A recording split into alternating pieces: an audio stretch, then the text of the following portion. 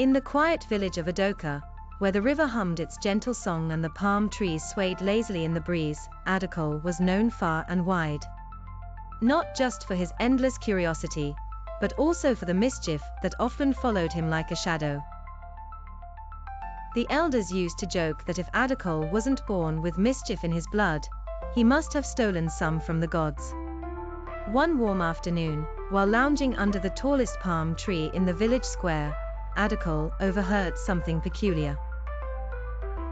The wind rustled through the palm leaves, and it sounded as though the tree itself was whispering, "Beware the pot of gold, but do not seek it," the tree's leaves murmured. Adakole sat upright, his curiosity instantly piqued. "A pot of gold," he muttered to himself, his mind racing. A grin spread across his face. "That could buy me all the fried fish in the market, maybe even a new canoe." Ignoring the strange warning, Adakole decided to seek out Oche, the village's wise herbalist. Oche was known for her vast knowledge of the land and her uncanny ability to predict the future. Her small hut, at the edge of Adakole, was always filled with the scent of fresh herbs and a hint of mystery. When Adakole arrived at Oche's hut, she was grinding some leaves in a wooden bowl, her bracelets clinking softly with each movement. She glanced up with a knowing look in her eyes before Adakole even spoke. "Adakole, I know why you've come. The tree has spoken to you, hasn't it?" "Yes, Oche," he replied, almost bouncing with excitement. "It said something about a pot of gold. I want to find it." Oche sighed, shaking her head. "There is indeed a pot of gold, hidden deep in the sacred forest. But, Adakole, the one who seeks it risks losing far more than they could ever gain.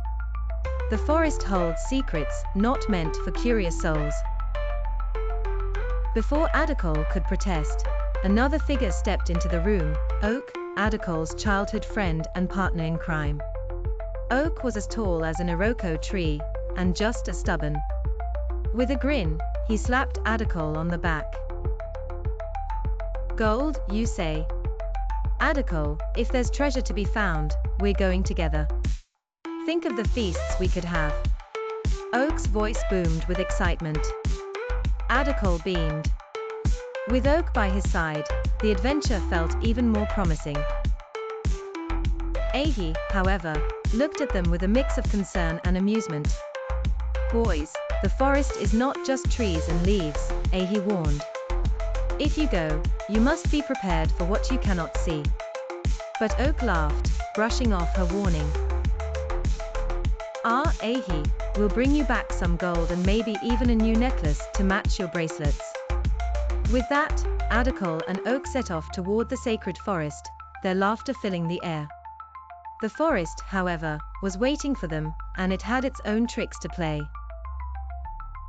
The sun hung low in the sky as Adakole and Oche made their way toward the edge of the sacred forest. The closer they got, the quieter the village became, as though the trees themselves were holding their breath. Adakole glanced at Oche, who was still grinning from ear to ear. "Are you sure about this?" Adakole asked, his excitement now tinged with a bit of nervousness. Oche clapped him on the shoulder. "Ah, Adakole, don't start doubting now. Imagine the treasure we'll find. We'll be heroes in Adakole."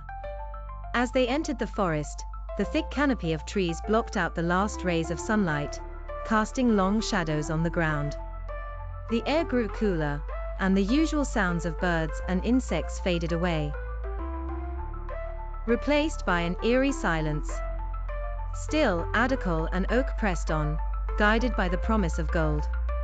After what felt like hours, they came upon a clearing. In the center stood an ancient, moss-covered statue, its face worn with age and its eyes seeming to follow their every move.